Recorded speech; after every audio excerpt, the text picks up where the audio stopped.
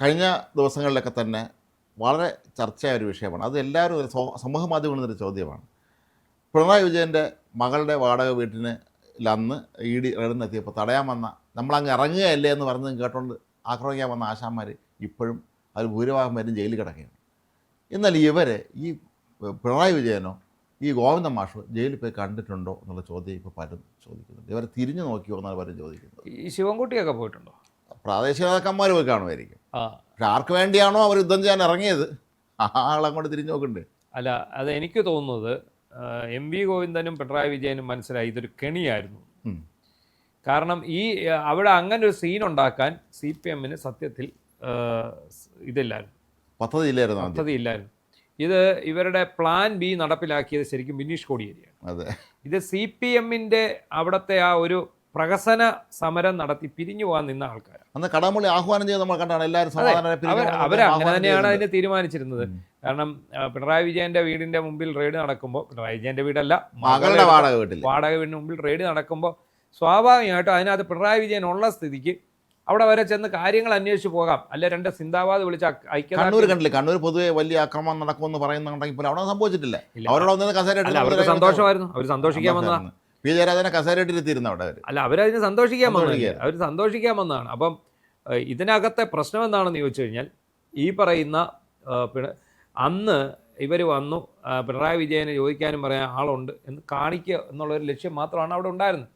പക്ഷേ ഇവരുടെ എല്ലാ നിയന്ത്രണങ്ങളെയും മറികടന്നുകൊണ്ടാണ് അവിടെ അക്രമം അരങ്ങേറിയത്. ആ അക്രമത്തിന് ഈ MV ഗോവിന്ദനോ പിണറായി വിജയനോ താല്പര്യമുള്ള കേസായിരുന്നില്ല. ആ ഒരൊറ്റ അക്രമത്തോടു കൂടി പിണറായിയുടെ അടിത്തറ തോണ്ടിക്കളും. അപ്പോൾ അതിൻ്റെ പിന്നിലെ ബുദ്ധി കേന്ദ്രം ബിനീഷ് കോടിയേരി ആയിരുന്നു എന്ന് പരക്കെ പറയുന്നുണ്ട്. നമുക്ക് അതിൻ്റെ ഒരു രീതി നോക്കിയാൽ നമുക്ക് മനസ്സിലാകും. കാരണം ബിനീഷിൻ്റെ ഏറ്റവും അടുത്ത ആളാണ് അതിൽ അക്രമത്തിന് നേതൃത്വം കൊടുത്ത മൊട്ട എറിഞ്ഞ പഴയ കൗൺസിലറായിട്ടുള്ള IP. ഈ IP ബിനുവിനെ കഴിഞ്ഞ ദിവസം ജയിലിൽ കൊണ്ടുവന്ന കാഴ്ച ഒന്ന് കാണേണ്ടത് തന്നെ. ജയിലിൽ നിന്ന് കോടതി കൊണ്ടുവന്ന കാഴ്ച, രണ്ട് കയ്യിലും വിലങ്ങൊക്കെ വെച്ച് ആണ് ഇയാളെ കൊണ്ടുവന്നത്. എന്തോ ഒരു വലിയ ഭീകരനെ കൊണ്ടുവരുന്ന പോലെ. EDയുടെ വണ്ടിക്ക് ചീമുട്ടയല്ല, നല്ല മുട്ട എറിഞ്ഞു. അതെ, അത് കൊണ്ടുവന്ന് അദ്ദേഹം ആസ്വദിച്ച് എറിഞ്ഞതാണ്.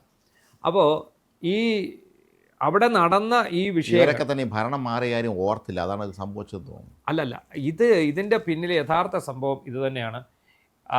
ഒരു കുഴപ്പമില്ലാതെ റെയ്ഡ് നടത്തി പോകുന്നവരെ പ്രകോപിപ്പിച്ചുകൊണ്ട് ഈ പറയുന്ന പിണറായി വിജയന് പണി കൊടുക്കുക എന്നുള്ള ലക്ഷ്യമാണ് അവർ നടത്തിയത് എന്ന് തന്നെ വേണം പറയാം. അതിൻ്റെ പിന്നിലെ ബുദ്ധി കേന്ദ്രം ബിനീഷ് കോടിയേരി. ഇവരെല്ലാവരും ബിനീഷ് കോടിയേരിയുടെ അടുത്ത അനുയായികളാണ്. സോഷ്യൽ മീഡിയയിലൊക്കെ എപ്പോഴും അറസ്റ്റിലായവർ മൊത്തം ബിനീഷ് കോടിയേരി ആർമിയാണ്, ബിനീഷ് ആർമിയാണ്. അവർ വന്ന് പ്ലാൻ നടപ്പാക്കിയ എന്താണ്? ബിനീഷിനെ പാർട്ടിയിൽ തിരിച്ചെടുക്കണം. ബിനീഷിനെ പാർട്ടിയിൽ തിരിച്ചെടുക്കാൻ MV ഒന്നും തയ്യാറില്ല. കാരണം പിണറായി വിജയൻ സമ്മതിക്കത്തില്ല ബിനീഷിനെ തിരിച്ചെടുക്കുക. പക്ഷേ ഈ ഒരൊറ്റ ഏറെ കഴിഞ്ഞതിൻ്റെ പിറ്റേന്ന് തിരിച്ചെടുത്തു. അപേക്ഷ കൊടുത്തതാണ്. എന്നിട്ട് അവസാനം ഈ സംഭവം ഉടനെ തന്നെ ബിനീഷിനെ തിരിച്ചെടുത്തു എന്ന് മാത്രമല്ല, അതോടുകൂടി ഇവർക്ക് മനസ്സിലായി അപകടമാണ്, ഈ കിട്ടിയിരിക്കുന്ന അപകടമാണ്. അതിന് ശേഷമാണ് EDക്ക് അറിയില്ലല്ലോ ഇത് ഇവിടുത്തെ ഗ്രൂപ്പിസത്തിൻ്റെ ഭാഗമാണെന്നോ ഇത് പണി കൊടുത്തതാണെന്നോ ഒന്നും EDക്ക് അറിയില്ല. അവരെന്ത് ചെയ്യുന്നു? അവർ ഇത് നടപടി കലിപ്പിക്കുന്നു. എന്തായാലും ഞങ്ങളെ ആക്രമിച്ചാലേ ഇനി നിന്നെയൊന്നും വെറുതെ വിടാൻ പോകുന്നില്ല എന്ന് പറഞ്ഞാൽ അവർ നടപടി കക്ഷിയായിരുന്നു. അതാണ് അതിൽ പ്രധാനപ്പെട്ട. അതെ, അവർ കേസിലും കക്ഷിയായിരുന്നു. ഈ നടപടിക്രമങ്ങൾ പാലിക്കാതെ നടപടിക്രമങ്ങൾ പാലിച്ചുകൊണ്ട് അവർ മുന്നോട്ട് പോകുന്നു എന്നുള്ളതാണ് അതിനകത്ത് ഏറ്റവും പ്രധാനപ്പെട്ട കാര്യം. അപ്പോൾ നമ്മൾ മനസ്സിലാക്കേണ്ട കാര്യമുണ്ട്. ഈ പറയുന്ന നമ്മളിപ്പോൾ പറയുന്നു, നമുക്കൊരു ഭംഗിക്ക് പറയാം, ഗോവിന്ദനും പിണറായിയും തിരിഞ്ഞു നോക്കുന്നില്ല. അവരെങ്ങനെ തിരിഞ്ഞു നോക്കുക? അവർ അടിത്തറ തോണ്ടിയിട്ടാണ് ഇവന്മാർ പോയി കിടക്കുന്നത്. അതിനുശേഷം പിണറായി വിജയൻ നേരെ പോയി കഞ്ഞി കുടിച്ചിട്ടുണ്ടോ എന്നറിയില്ല. ഇതുവരെ മാറിയിട്ടില്ല. ഇപ്പം ഇതിനിടയ്ക്ക് അവർ ഇദ്ദേഹത്തിൻ്റെ സ്വന്തം വീടിന് മുന്നിൽ ചെന്ന് അവർ അളന്നേച്ചു. അന്നേരം ആരും തടയാനുമില്ലായിരുന്നു. ഇപ്പം സത്യത്തിൽ ഇത് ഈ പിണറായി വിജയൻ്റെ വീട്ടിലും അദ്ദേഹയുടെ മകളുടെ വീട്ടിലുമൊക്കെ റെയ്ഡ് നടന്ന സമയത്ത് ഏറ്റവും കൂടുതൽ ഇതിനകത്ത് സന്തോഷിച്ചത് കണ്ണൂർ ലോബിയിലെ ഒരു വിഭാഗം, കണ്ണൂരിലെ CPM-കാരിലെ ഒരു വിഭാഗം, ബിനീഷ് കോടിയേരി ആൻഡ് പാർട്ടി. പക്ഷേ ബിനീഷും കരുതിയില്ല ഇത് ഇത്രയും പോകും, പിടിവിട്ടു പോയ അവസ്ഥയിലേക്ക് ആകുമെന്നുള്ളത്. ഇത് വല്ലാത്തൊരവസ്ഥയിലെത്തിയില്ലേ? അതെ, ഇത് ഇവരെ ആസൂത്രണത്തിന് വിടുന്ന സമയത്ത് ഇവർ അറിയുന്നില്ല ഇത് പിടിവിട്ടു പോകും എന്നുള്ളത് അറിയുന്നില്ല. ഇത് പിടിവിട്ടു പോയത് എവിടെയാണെന്ന് ചോദിച്ചാൽ ഈ ED ഉദ്യോഗസ്ഥർക്ക് പരിക്കേറ്റപ്പോഴാണ് ഇത് പ്രശ്നമായത്. മാത്രമല്ല, ഇവർ തടഞ്ഞു നിർത്തിയതാലും മുദ്രാവാക്യം വിളിച്ച് വിടുകയോ കാറിൻ്റെ പിന്നെ ഒരു ഗ്ലാസ് അടിച്ച് പൊട്ടിച്ച് വിടുകയോ ചെയ്തിരുന്നെങ്കിൽ ഇത് ഇത്രയും ഭീകരമാവുകയില്ല. ഇതെന്താ ചെയ്തത്? ഇതാ കാറ് കംപ്ലീറ്റ് അടിച്ച് തകർത്തു. ഇതിൽ നിന്ന് ചില്ല് തെറിച്ച് ഡ്രൈവർക്കും ED ഉദ്യോഗസ്ഥർക്കും ഒക്കെ പരിക്കേറ്റു. അങ്ങനെയൊക്കെയുള്ള സന്ദർഭങ്ങൾ വന്നു കഴിഞ്ഞപ്പോഴാണ് സ്ത്രീകളുണ്ടായിരുന്നല്ലോ ആ ഉദ്യോഗസ്ഥര സംഘം. അതെ, അപ്പോഴാണ് ഇതിനകത്ത് ഗൗരവം കൈവന്നത്. അപ്പോഴും കേരള പോലീസും സംസ്ഥാന സർക്കാരും സ്വീകരിച്ച നയം നമുക്കറിയാം. അവർ അഴകുഴമ്പ നയമല്ലേ സ്വീകരിച്ചത്. ഞങ്ങൾ അറിയിച്ചിട്ടില്ല, ആരും അറിയിച്ചിട്ടില്ല, ഞങ്ങൾ അറിയിക്കാതെയാണ് ED വന്നത് എന്നൊക്കെ ഉള്ളത് ന്യായമാണ് അന്ന് ആഭ്യന്തരമന്ത്രി പറഞ്ഞത്. പക്ഷേ ശരിക്കും പിണറായി തന്നെയാണ് ഇക്കാര്യത്തിൽ പറഞ്ഞതുപോലെ പെട്ടത്. അപ്പോൾ അങ്ങനെ, പക്ഷേ എന്നാലും പോലും ഇവർ പാർട്ടി പ്രവർത്തകർ എന്നുള്ള നിലയിൽ, പാർട്ടിക്ക് വേണ്ടി പണ്ട് ഒരുപാട് തല്ലുകൊണ്ടിട്ടുള്ള ആളെന്നുള്ള നിലയിൽ മാനുഷിക പരിഗണനയുടെ പേരെങ്കിൽ ഇവരെത്തോട് ജയിലിൽ പോയി കണ്ടില്ല എന്നാണ് പലരും ചോദിച്ചത്. അത് പോകത്തില്ല. എന്താണെന്നറിയാമോ? പിണറായി വിജയൻ ഒരു കവചം ഇവിടെ ഒരുക്കിയിരുന്നു പാർട്ടി. ആ കവചം കൂടെ വലിച്ചു കീറിയതാണ് ഈ വിഷയം. അത് മനസ്സിലായില്ല. എല്ലാം പോയി. ഇപ്പൊ പിണറായി വിജയന്റെ കവചം കൂടെ അന്ന് കീറി എറിയത് ഈ ഒരൊറ്റ ആക്രമണത്തോടു കൂടി. പിന്നെ പിണറായി വിജയന് നേരെ എന്ത് നടന്നു? വീണയെ പിന്നെ പത്രയുടെ ചോദ്യം ചെയ്യാൻ വിളിച്ചു. അവരെ പിണറായി വിജയന്റെ സ്വന്തം വീടിന് മുമ്പ് റെയ്ഡ് നടന്നു. റെയ്ഡല്ല, അളവ് നടന്നു, പരിശോധന നടന്നു. ഇതൊക്കെ നടന്നിട്ടും അത് എന്തുകൊണ്ടാണ് ആരും എതിർക്കാൻ പോകുന്നത്? കാരണം ഈ ഒരു സംഭവത്തോടെ അവർക്ക് പേടിയായിപ്പോയി. അകത്ത് പോയി കിടക്കേണ്ടി വരും. ജാമ്യം കിട്ടിയ തിഹാർ ജയിലിലും പോകേണ്ടി വരുന്നുള്ള ഭയം. അതെ, അത് അത്രയൊക്കെ ചെയ്തു കൂട്ടിയ ഇവരെ പിണറായി വിജയൻ തിരിഞ്ഞു നോക്കേണ്ട കാര്യമുണ്ടോ? കാരണം അയാളെ രക്ഷപ്പെടുത്താനല്ല ഇവർ ചെന്ന്.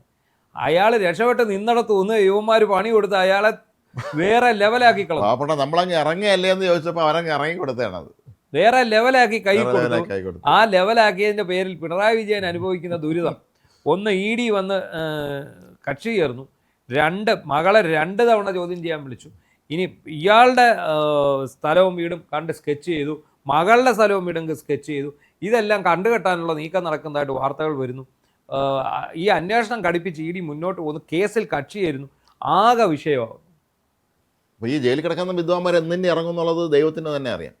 കാരണം ഇനിയിപ്പോൾ ഇവരുടെ പേരിൽ ഇനി എന്തൊക്കെയാണ് പുതിയതായിട്ട് ED സജീവമായ രംഗത്ത് ഇറങ്ങിയിട്ടുണ്ട്. ഡൽഹിയിൽ എങ്ങനെ കൊണ്ട് ഇവരെ പരാതി കൊടുക്കുന്നുണ്ടോ അങ്ങനെയാണെങ്കിൽ അങ്ങോട്ട് പോകേണ്ടി വരും.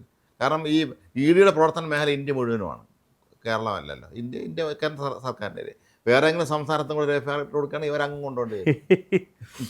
പക്ഷേ ഇവരെ ഇപ്പോൾ അകത്ത് കിടക്കുന്നവർ കൊടുത്തത് ഒരു വലിയ മെസ്സേജാണ്. ആ മെസ്സേജിൻ്റെ അർത്ഥം എന്താണെന്ന് ചോദിച്ചാൽ, ഇനിയും പിണറായി വിജയൻ്റെ വീട്ടിൽ റെയ്ഡ് ഉണ്ടാകും. ചിലപ്പോൾ പിണറായി വിജയനെ ചോദ്യം ചെയ്യാൻ വിളിപ്പിക്കും. ഇതിൻ്റെ പേരിൽ ആരും പിണറായി വിജയന് പിന്തുണയായിട്ട് ചെല്ലരുത്.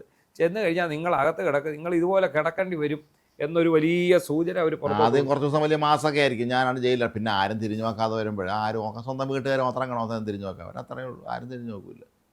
എന്താണെങ്കിലും ഈ പറയുന്ന പോലെ നേതാക്കന്മാർ തിരിഞ്ഞു നോക്കിയിട്ടില്ല. നേതാക്കന്മാർ തിരിഞ്ഞു നോക്കാത്തതിൻ്റെ പ്രധാനപ്പെട്ട കാരണം ഇത് നേതാക്കൾക്ക് രക്ഷിക്കാൻ പോയതല്ല, ഈ നേതാക്കൾക്കിട്ട് പണിയാൻ പോയതാണ്.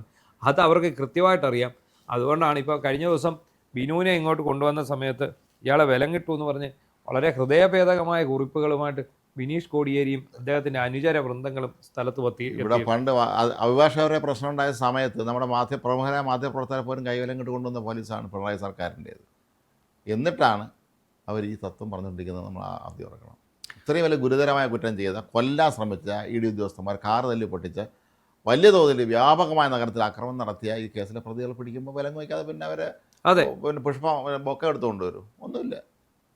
എന്തായാലും ഈ ഒരു വിഷയം രണ്ടു കൂട്ടർക്കും, ഇപ്പോൾ CPMൻ്റെ ഔദ്യോഗിക നേതാക്കൾക്കും അതുപോലെ CPMന് പണിയാൻ ഇറങ്ങിയവർക്കും ഒരു പാഠമായി മാറിയിരിക്കുകയാണ്.